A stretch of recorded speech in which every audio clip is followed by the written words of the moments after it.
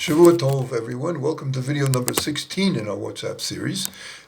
I translated and adapted this story from Leket Sipurim, Volume 3, and many years later I updated it and adjusted it and improved it according to a video interview from JEM, the Jewish Educational Media. Now, this story has been told in the name of another contemporary rabbi. Please understand that my version of it has been thoroughly fact-checked. I included it in my third volume, By the Light of the Full Moon, and there I entitled it The Novice and the Mizer. Rabbi David Schochet is an important rabbinical leader in Toronto, in the Toronto Jewish community, and an internationally recognized and respected Torah scholar. In the 1960s, he received from Beis Chabad in Buffalo an invitation to speak. Now, Rabbi Schochet was quite accustomed to receiving invitations to speak, and indeed he spoke all over the continent. But this was different. It was an invitation to speak to an interfaith audience, and that clergy from other religions would be invited to speak also. And he was told that the audience was mostly not Jewish. So he couldn't understand what business he has there. What's he going to talk about? He can't talk about Shabbat, he can't talk about Kashrut, he can't talk about anything particularly Jewish when he's to an audience of mostly non-Jews. So he expressed his reservations to the Lubavitcher representative there, Rabbi Mordechai Zions, and the Shliach told him that don't worry, there'll be very many Jews included in the audience, and there's a lot you can accomplish. But Rabbi Schochet was still ambivalent. He decided to consult with the Lubavitcher Rebbe.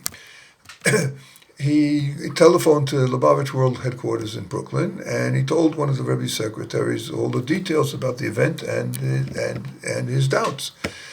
Soon thereafter, days later, he received an answer from the Lubavitcher Rebbe. The Rebbe told him he should participate, and the topic that he should speak about should be tzedakah, known in the world as charity, and which is an important element in pretty much all the religious faiths in the world. And the Rebbe also gave him a piece of specific advice that he should tell a certain particular story in the course of his lecture, a story which revolves around the mitzvah of tzedakah.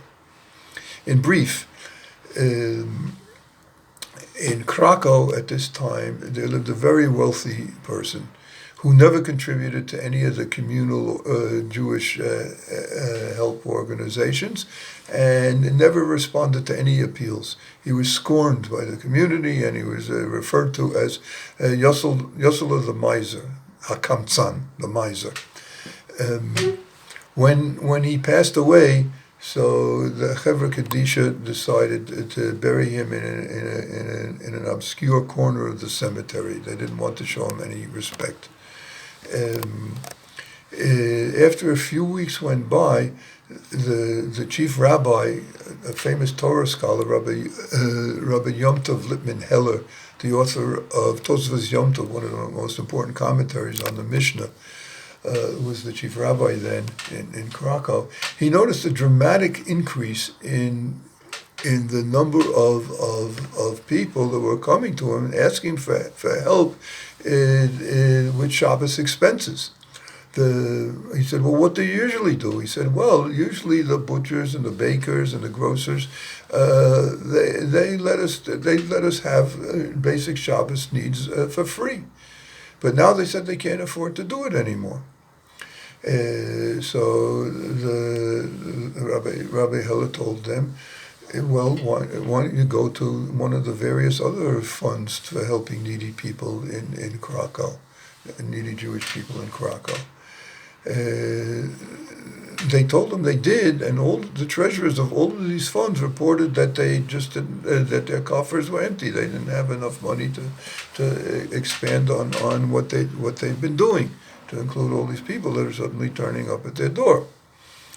And the Tosfos Yom Tov couldn't understand this. How could simultaneously all these funds be depleted, and all the butchers and bakers and grocers not being able to afford to help the people?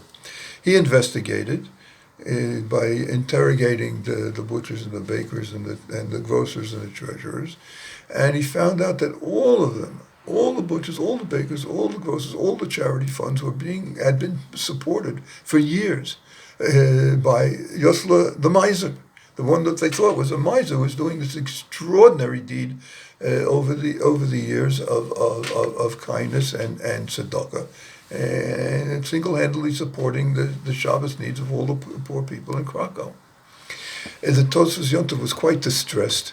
He called a emergency communal meeting.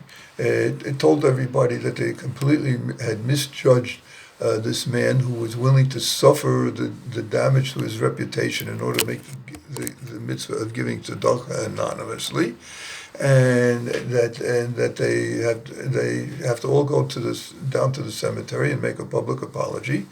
And he said that he put in his will that he wishes to be buried next to Yosel the Mimer, like it said on his tombstone, Yosel HaKamtzan, Yosel the Mizer. He wished to be buried next to him, so that when people would come to visit his tomb, so his grave, so they would also be paying respect to the grave next to it of Yosel the Mizer. And he changed the tombstone to read Yosel the Holy Mizer, HaKamtzan HaKadosh.